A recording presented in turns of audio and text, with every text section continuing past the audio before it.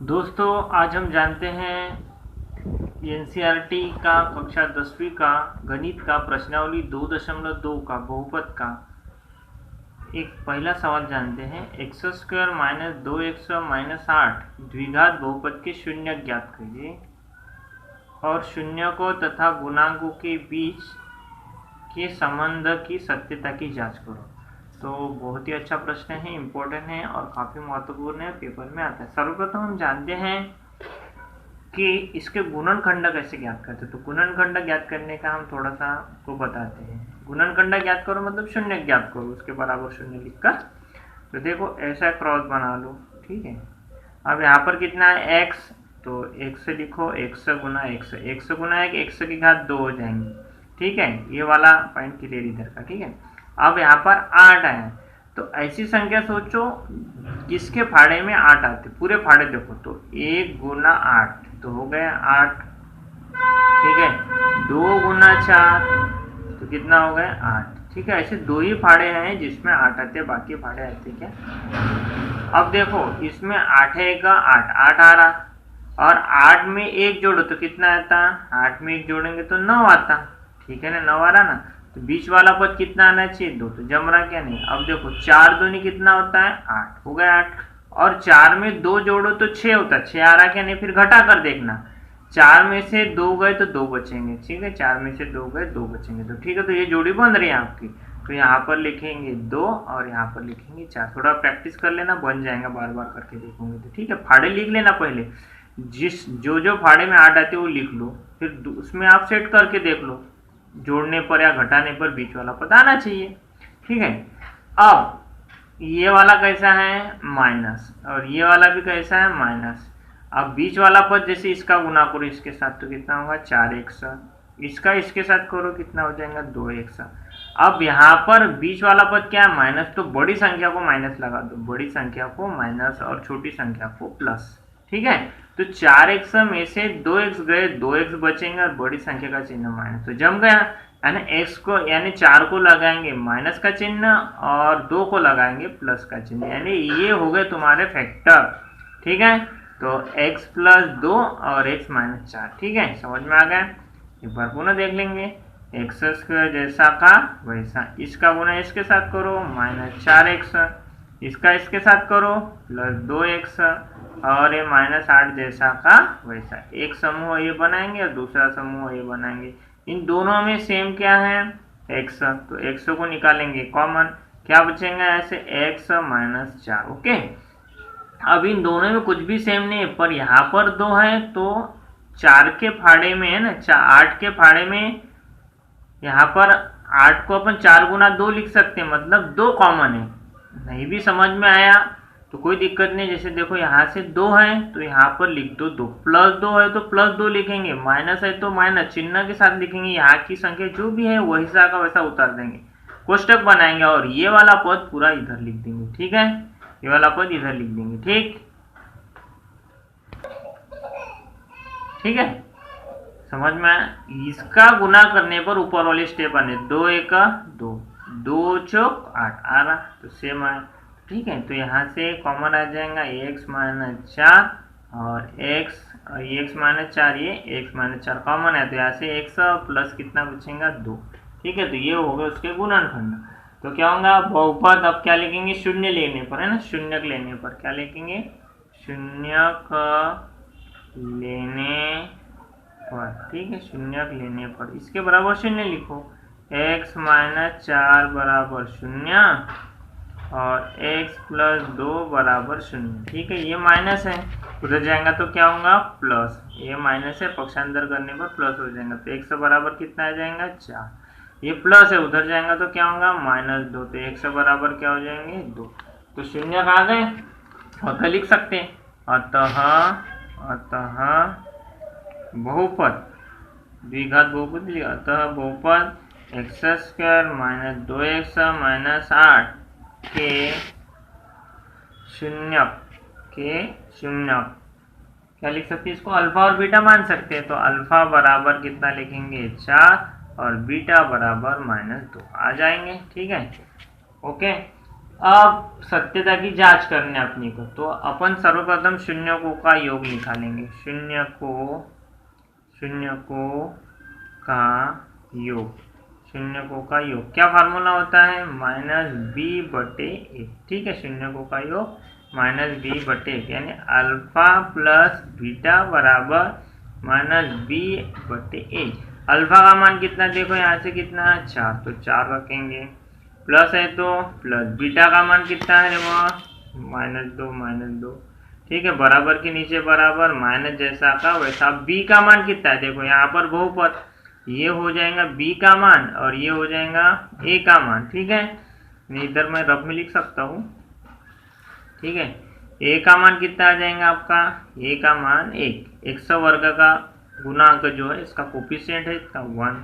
ठीक है, इसका कोफिशिएंट -2 एंड बी का मान हो जाएगा -2 और सी का मान कितना हो जाएगा?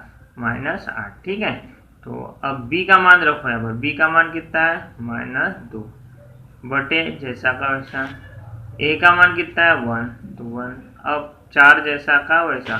ठीक है, प्लस माइनस -2 जैसा का वैसा, 2 बार माइनस तो क्या राइट प्लस है ना, माइनस माइनस प्लस, और बटे में 1, 4 में से 2 गए 2 और बटे में 1 को छोड़ देंगे, 2 जैसा का वैसा, यानी 2 बराबर 2 आ गया। ठीक है, ओके, तो शून्यकों का योग 2 बराबर 2 आया। अब उसी तरह निकालेंगे शून्यकों का गुना।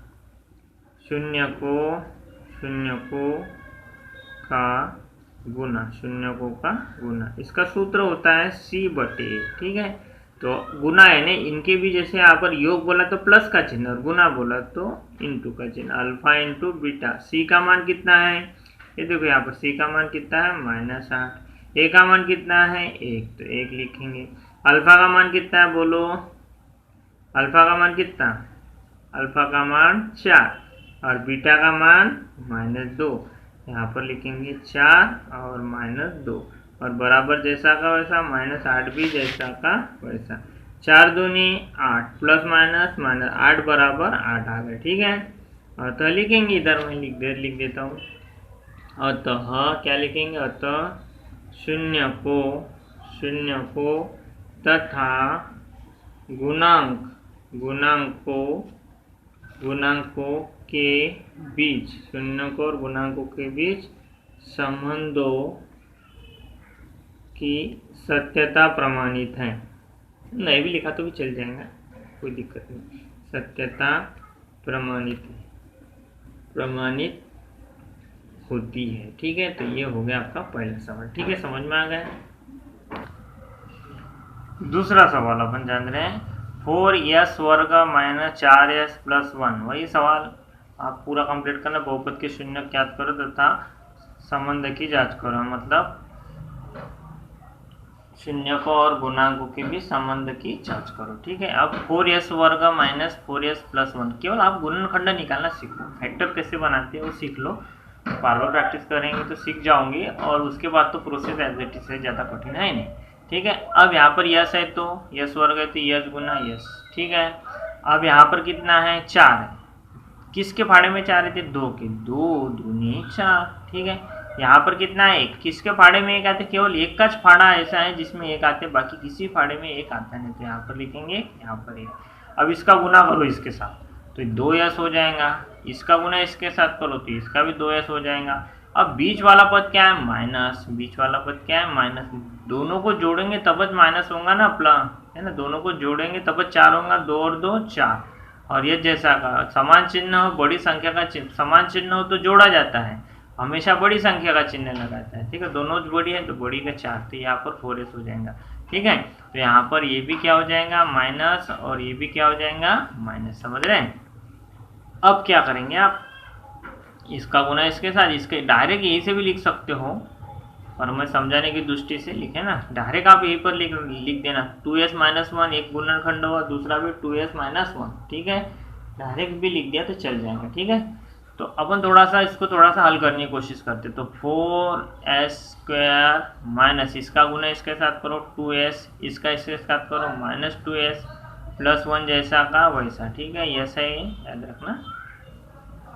अब इन दोनों में सेम है 2s, यहाँ पर कितना है? 2s, तो दोनों में सेम है 2s, तो क्या बचेंगे यहाँ से? 2s माइनस 1, ठीक है।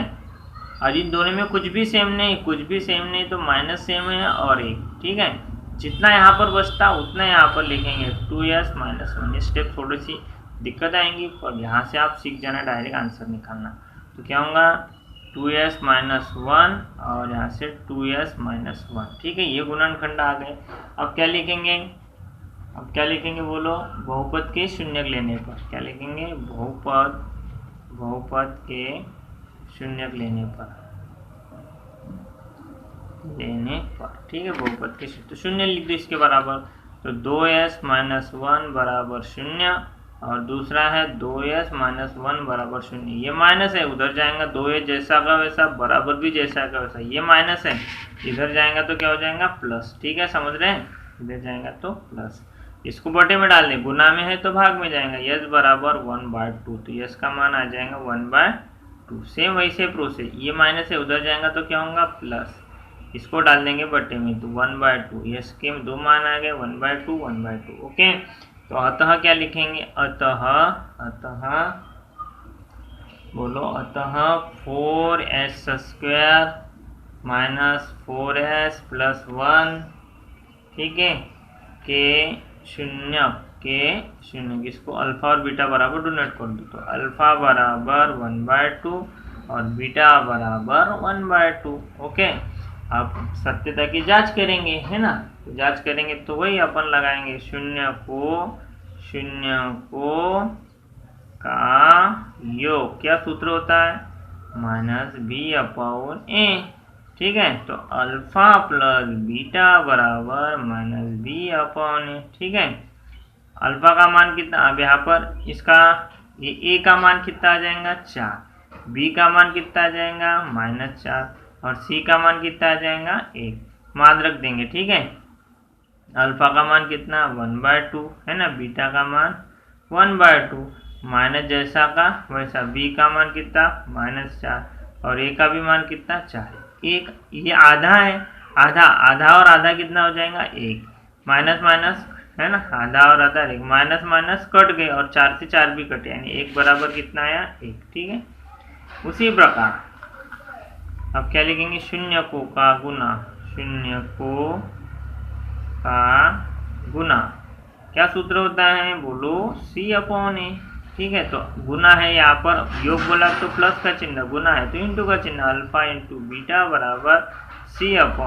तो अल्फा का मान बोलो, अल्फा का मान 1/2, यहाँ पर आएगा 1/2, बीटा का मान कितना आया 1/2, तो बीटा का मान 1/2, c का मान कितना है 1, तो 1 और इसका मान कितना है, a का मान 4 है तो 4, 1। अब इनके बीच में गुना का चिन्ह है तो ऊपर का गुना, नीचे का गुना। यदि यहाँ पर प्लस का गुना, प्लस या माइनस रहता तो इस तरह से एलसीएम निकालकर गुना करते थे गुना के साथ, ठीक है। 1 गुना 1, 2 दूनी कितना हो जाएगा 4, ठीक है, और 1/4, ठीक है। दोनों सेम आ गए, ठीक है। अतः लिख देना जो पहले लिखा था अपन ने, क्या लिखा था, शून्य तथा गुणांकों के बीच संबंधों की सत्यता प्रमाणित है, ठीक है।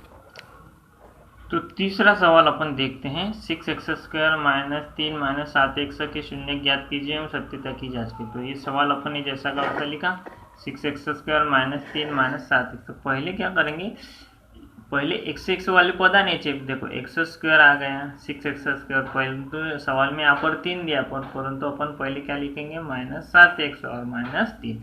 तो एक सीक्वेंस में आ गया, ठीक है, एक सीक्वेंस में बनाना चाहिए, अवरोही क्रम में आना चाहिए, सबसे बड़ी घात फिर उससे कम फिर उससे कम, ठीक है। अब ये आ गया 6x² - 7x -3। अब इसके शून्य ज्ञात करना है, ठीक है। सेम प्रोसेस वैसे क्रॉस कर लेना, ठीक है। अब यहाँ पर 100 गुना 100 आ जाएगा, और ऐसी संख्या सोचो जिसके फाड़े में 3 आते, तो 2 तिया 6, तो ये हो गया 6 आ गया 6x²। अब यहाँ से कितना आएगा 3, तो यहाँ पर 3 आना चाहिए, 3 केवल एक ही फाड़े में आते, 3 है 1 3, बाकी दूसरे फाड़े में आएगा क्या नहीं, ठीक है। अब इसका गुना इसके साथ करो 2x हो जाएगा, ठीक है, और इसका गुना इसके साथ करो 3 3 9x, ठीक है, 3 3 9x। अब यहाँ पर 9 में से 2 गए तो कितना बचेगा 7, तो बड़ी संख्या का चिन्ह आना चाहिए, ठीक है। तो ये हो जाएंगे, इसको प्लस कर देंगे, इसको माइनस, ठीक है। तो ये होगा 3 3 9 प्लस माइनस, और ये हो जाएगा प्लस, इसे गुणनखंड ये से मिल जाएंगे आपको, 2x - 3 3x + 1, ठीक है। तो इसको भी लिखेंगे ऐसा, देखो यहाँ से 6x² इसका गुना इसके साथ करो, या इसका किसी का भी पहले बाद में कर सकते हो, कोई दिक्कत नहीं। तो इसका करेंगे प्लस हो जाएगा 2x, इसका करो -3×3 = 9x और -3। देखो 9 में से 2 गए तो 7 ही बचेंगे ना, ठीक है। तो एक गुणनखंड ये वाला बन जाएगा, दूसरा है। इन दोनों में सेम क्या है, अभी यहाँ पर 2 और x ये वाला सेम रहेगा, ठीक है। तो 2x सेम है, तो यहाँ से बचेगा 3x बचेंगे, क्योंकि इसका गुना इसके साथ करो, 3 दूनी 6, x गुना x है, x घात 2, ठीक है। 3x प्लस बचेगा 1, ठीक है।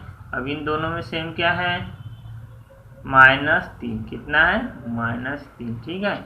-3 सेम है, तो क्या बचेगा, जितना यहाँ पर आएगा उतना ही लिख दो, आग बंद करके, कोई दिक्कत नहीं। सेम ऐसा ही देखो, जितना यहाँ पर लिख रहे कि नहीं उतना ही लिख देना आप। 3x